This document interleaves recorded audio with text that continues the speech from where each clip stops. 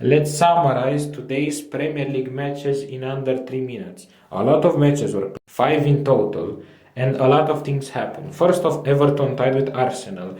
I thought Arsenal had this in the bag, but it seems like Arsenal loves to tie every game, it seems, recently, and they love to clinch to that second spot. I don't think there's any way Arsenal can win the Premier League title. They're second, as they have been in the last decade. And good job to Everton for tying with this nice Arsenal team. Good job to Everton. I did not think they can. Then we had Ipswich Town and Wolves, in which Wolves won 2-1.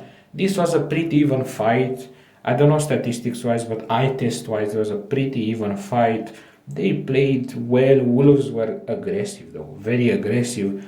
They didn't press as much as I would thought they would, but they were very aggressive. They held on to the ball.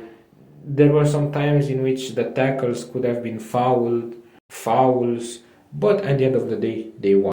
Then we had Crystal Palace and Brighton. Crystal Palace won 2-1. Nobody would have guessed this outcome. And 4 red cards were given. Four.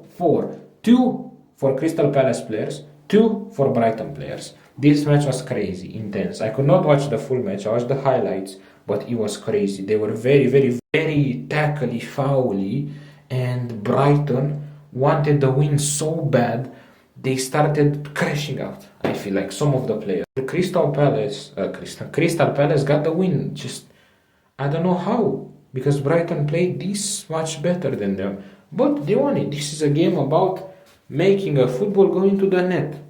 They did that. They attacked successfully and they won this. Then we had West Hampton and Bournemouth, in which Bournemouth played okay. West Hampton, I think Bournemouth, in my opinion, should have won, but it is what it is. Both played wellish meh football and they tied 2-2. 4 goals in a game is a nice thing to have. It was entertaining-ish. Also, the most entertaining game in Premier League today by far was Aston Villa against Nottingham Forest, in which Aston Villa had 2-0 up until the break, if I'm correct.